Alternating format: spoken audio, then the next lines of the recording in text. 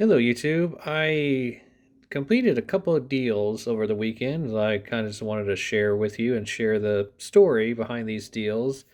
Because doing uh, different types of negotiations and deal making is an important part of being in this hobby long term, in my opinion.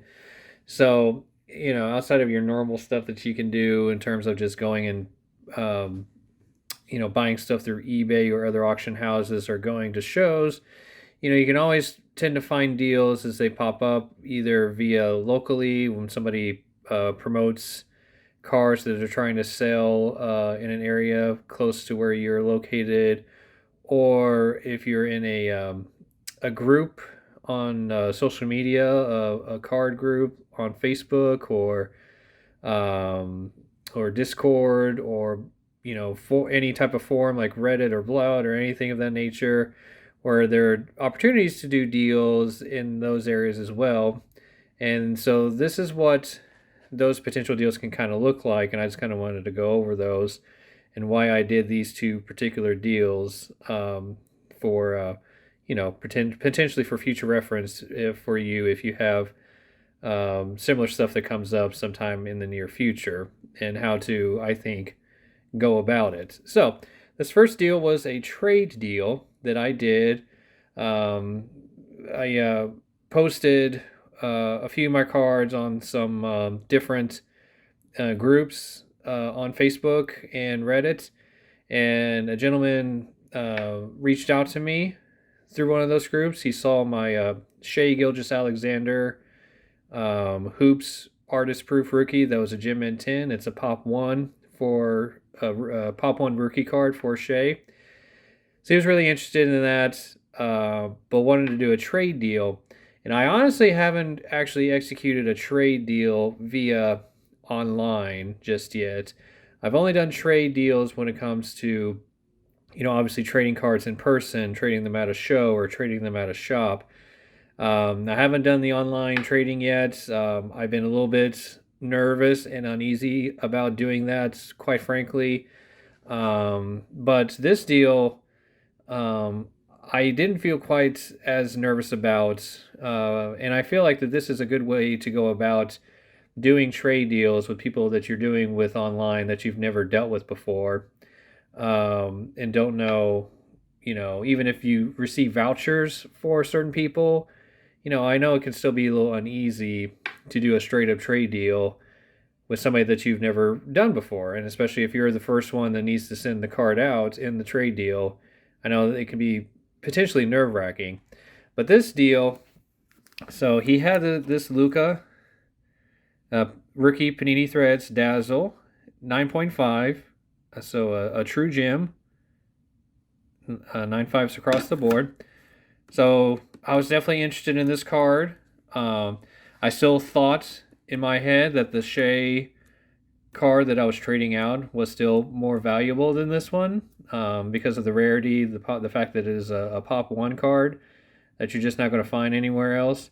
These are, not too common at this grade. I mean, they're roughly about 200, 150 to 200 or so, in of this type of this particular parallel, that I should call, of this card at this high of a grade under BGS.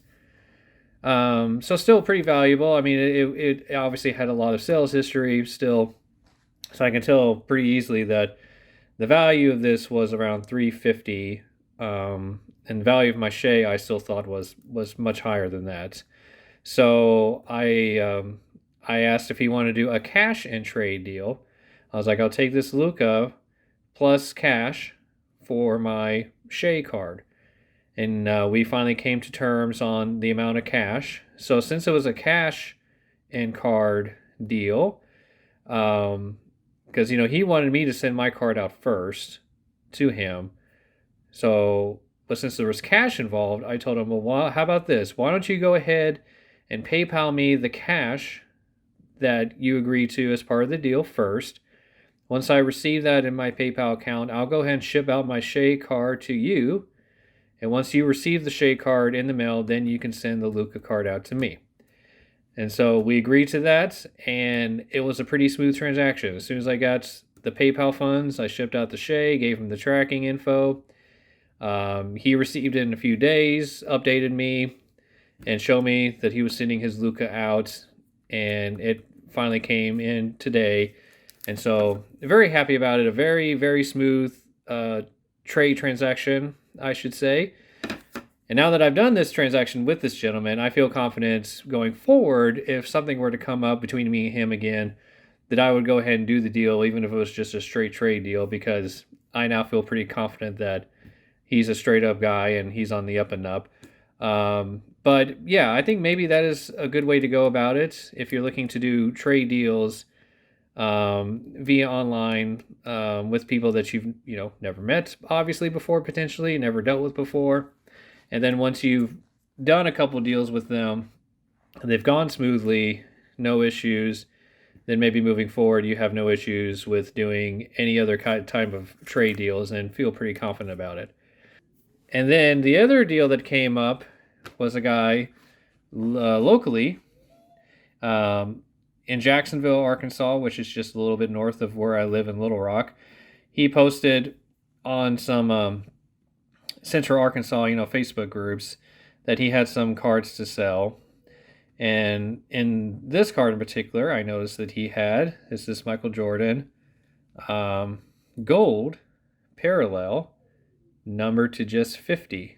See, 26 of 50. You see these athlete of the century cards all the time. Almost anyone that has any type of Jordan collection has the basic, a ton of these basic cards from this particular set. But you don't see the gold parallels come up very often. I think this is like a 170 card set or something like that.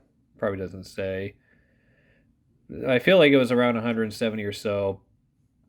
And there was only two parallels for this entire set. This gold parallel to 50, and there was also a 1 of 1 masterpiece parallel. So that's it. So, these parallels were not easy to come by. And obviously, once again, thinking about the time period the set was made, which was around 1999, I want to say. Yeah, looks like 1999. During that time period, it wasn't easy to pull parallels numbered to 50. So the fact that he had one of these, and I hadn't really seen one of these gold parallels in quite a long time, certainly thought that was very interesting. So I reached out to him, met up with him in person. He had a huge collection. He had several huge boxes of all kinds of basketball, football, baseball, and whatnot. So he had thousands and thousands of cards that he collected over the years. I kind of told him I really am not interested in buying a whole collection. I don't like dealing thousands and thousands of cards and thousands of commons in particular. That really does take a full-time job to deal with that kind of bulk, and I just wasn't interested in it. But I was interested in his Jordans that he had, and this one in particular. So I looked at everything, separated out all the Jordans that I could find. He had a lot of the common Jordans that you see once again, like pretty much in everyone's Michael Jordan collection. I still pull those and added them and just still sort of combine everything into one deal. I figured for all the commons that I got, I'll just make some lots on eBay and Mercari, sell them for, $15 for every 5 or 6 cards or so, or something like that. And I think they'll sell pretty easily that way. And then he had these other ones. He had this Hoops Power Palette, a nice little insert from 1996 Hoops. A little dinged up on the edges and corners, you can probably see, but still, I thought that was kind of neat. And he had this World Cup card. I don't really remember ever seeing this card before, to be perfectly honest. It's from 1993 Upper Deck, so you figure it's pretty common, but I don't know. I haven't seen this, from what I can recall, hardly ever. And looked online, and raw, this does sell for like $40-$50 raw. So for a raw card from that time period, that's a pretty good card. And then he had a metal Universe card from 98.99. Always a cool card. Doesn't go for a ton raw, but still, I've always liked that card, and so I got these and the other common Jordans that I'll show you to go along with this in one deal. And I went ahead and paid $400 for everything, which I think is a pretty good deal for everything, because I think this one alone, raw still, goes for around 360, somewhere between like 360 and 400, I think, from what I remember.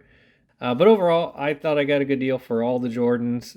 Like I said, I'll sell the other commons in big lots, and then I'll find a major Jordan collector, hopefully, that is really interested in these, and will give me a pretty good offer for these, maybe all four, or maybe just one at a time, whatever might be interesting to them. And like I said, I think that number 50 by itself, I think will get me pretty much all my money back that I paid for the entire lot, and then I think the rest will just be gravy on top of it. So anyway, so those are the things that I found basically over the weekend, doing other means of searching, but beyond just your usual, like I said, common, searching eBay and searching other auction places, and going to card shows. So always different types of ways that you can go find unique cards. Like I said, this one in particular I haven't seen in such a long time. It's like, well, I think this is a good one to go ahead and get my hands on and have it for at least a little bit of a time period, and see if I can find it a good home to some type of Jordan collector. So anyways, just wanted to show you guys that. If you're interested in any of these Jordans, please feel free to reach out to me. Otherwise, thank you so much for watching. Have a good day.